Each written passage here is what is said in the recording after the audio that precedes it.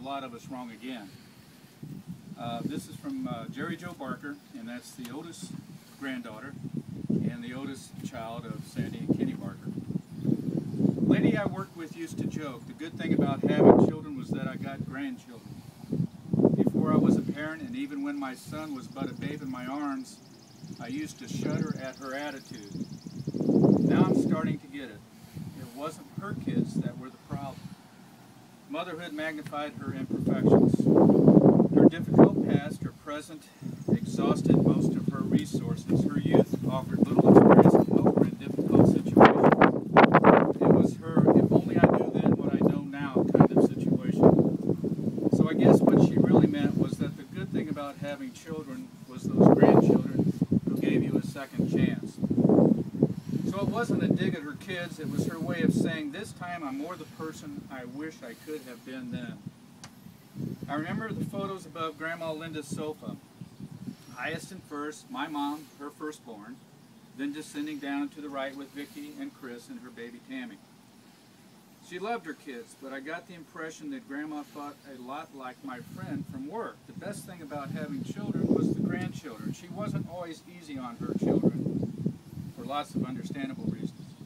But Grandma Linda took advantage of her second chance and became more the person she wished she could have been as a mother when she became a grandmother. And I was Grandma's favorite. Not really. But she never told me any different. I remember the grandchildren's photos placed like a Christmas tree covering an entire wall in the dining room. Highest and first, like the star in the Christmas tree, me, firstborn of the firstborn. Again, this is from Jerri Jo. The Christmas tree of photos continued. Melody and Charlie, Richard, Mark and Jody, Leslie, Christy, Mandy and Adam, and Cassie. All those photos in that spot for the duration. Well maintained, no dust, no streaks on the glass, not one askew. I was born while Dad was in Vietnam, and Mom and I lived with Grandma and Chris and Tammy until he returned. Although I don't remember that time, I've heard the stories and seen the photos, and always felt that time too gave me a special relationship with Grandma. She was there at the beginning of my life, asking and taking care of me. Fast forward about 40 years today. What is it who makes you who you are? Your experiences, your memories? Memory is very important to us. The people, places, and events that we enshrine in memory give structure and definition to the person we think of as ourself. It is easy to think of yourself as the sum of your memories, the end product of all you've ever experienced. But I've thought a lot about this. Both of my grandmothers' lives have ended with Alzheimer's. So if what makes a person who she is the sum of her memories, who were my grandmothers when they had no memories? Were they no one?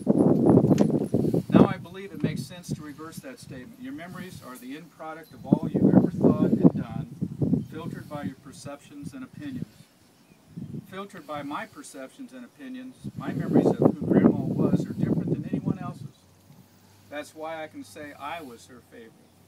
That's why you can say it too. Who you are is shaped by your memories, but your memories are shaped by who you are. Our lives are made up of memories and our hope, our past and our future.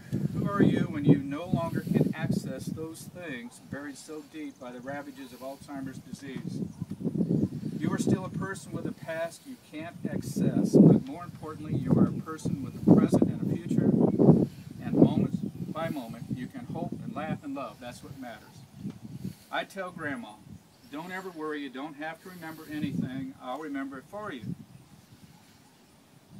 Grandma was there to help me as I started my life journey, and it was an honor to be there as she took her last step on hers. Psalm 139 reminds us that God knows everything about us. And verse 11 and 12 give me comfort when scary Alzheimer's thoughts start to creep into my mind. If I say, surely the darkness shall cover me, even the night shall be light about me. Yea, the darkness hideth not from me, but the night shineth as the day. The darkness and the light are both alike to thee. It's like reminding us that God says to us, don't worry, you don't have to remember everything. I'll remember it for you.